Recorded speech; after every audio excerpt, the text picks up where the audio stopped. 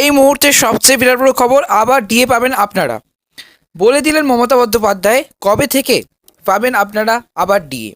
আবারও বকেয়া মহার্ঘ ভাতা, ডিএনএস অ্যালাউন্স বা ডিএ বাড়তে চলেছে রাজ্য সরকারি কর্মচারীদের, বলে দিলেন পশ্চিমবঙ্গের মুখ্যমন্ত্রী মমতা বন্দ্যোপাধ্যায়। তার ফলে পশ্চিমবঙ্গের রাজ্য সরকারি কর্মচারীদের আবারও কিন্তু ডিএ বাড়তে চলেছে। আজকের এই প্রতিবেদনে অবশ্যই কিন্তু তোমাদেরকে জানাবো কত শতাংশ ডিএ দেবে এবং কবে ডিএ বাড়াবে।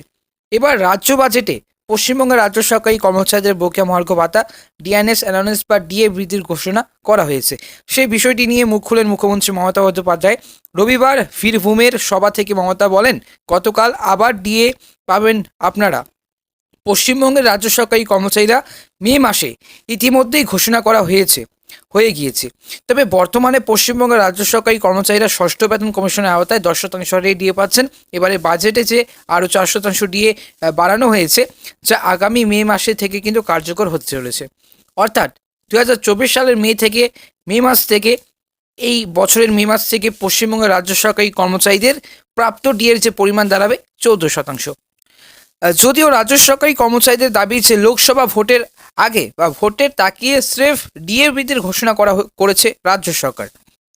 তাদের দাবি যে কেন্দ্র সরকারি কর্মচারীদের হারে 46% ডিএর দাবিতে তারা কিন্তু আন্দোলন করছেন, মহামিছিল করছেন।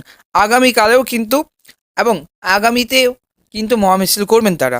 যদিও রাজ্য সরকারি কর্মচারীদের দাবি লোকসভা ভোটের তাকিয়ে স্রেফ ডিএ বৃদ্ধির ঘোষণা করেছে রাজ্য সরকার। রাজ্য সরকারি কর্মচারীদের মন জয় করার জন্যই সেই কাজটা করা হয়েছে, কিন্তু তাতে কোনো লাভ হবে না বলে দাবি করেছেন রাজ্য সরকারি কর্মচারীরা। তাদের দাবি কেন্দ্র হারে বকেয়া মহার্ঘ ভাতা, ডিএনএস অ্যালাউন্স বা ডিএ প্রদান করতে হবে রাজ্য সরকারকে। তবে সেই পরিস্থিতিতে আগামী 22 ফেব্রুয়ারি কর্মবিরতির ডাক দিয়েছে রাজ্য সরকারি কর্মচারীদের সংগঠন সংগ্রামী যৌথ মঞ্চ। সেদিন রাজ্য সরকারি কর্মচারীরা কিন্তু কর্মবিরতি পালন করবেন। সেখানেই তো আন্দোলন থামবে না। আগামী 6 মার্চ এবং 7 মার্চ ধর্মঘটের ডাক দেওয়া হয়েছে। তার আগে 3 মার্চ মহামিছিলের ডাক দিয়েছে সংগ্রামী যৌথ মঞ্চ। এমনিতে 2023 সালের যে মার্চে রাজ্য সরকার সরকারি কর্মচারীদের 3% ডিএ বৃদ্ধির ঘোষণা করেছিল রাজ্য সরকার। তারপরে 2024 সালের যে জানুয়ারি থেকে আরও 4% ডিএ বেড়েছে, যা 2024 সালে মে থেকে কিন্তু বেড়ে দাঁড়াবে 14%। অর্থাৎ 2024 সালের মে থেকে কিন্তু রাজ্য সরকারি কর্মচারীদের ডিএ বেড়ে দাঁড়াবে 14%। তবে রাজ্য সরকারি কর্মচারীরা কিন্তু এতে সন্তুষ্ট নয় বলে 14% ডিএ আন্দোলনকারীরা যে ডিএ ঘোষণা কার্যকর হবে মে মাসে, ডিএ 14% এবং রাজ্য সরকারি কর্মচারীদের যে দাবি 46% হারে ডিএ দিতেই হবে।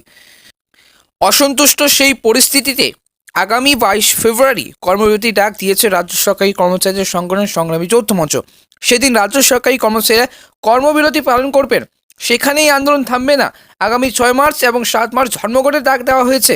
তার আগে 3 মার্চ মহামিছিলের ডাক দিয়েছে সংগ্রামী যৌথ মঞ্চ। আজকের এই প্রতিবেদনটি যদি ভালো লেগে থাকে অবশ্যই ভিডিওকে লাইক করবে, চ্যানেলটিকে অবশ্যই সাবস্ক্রাইব করে পাশের বেল আইকনটা অবশ্যই ক্লিক করে রাখবে। ধন্যবাদ।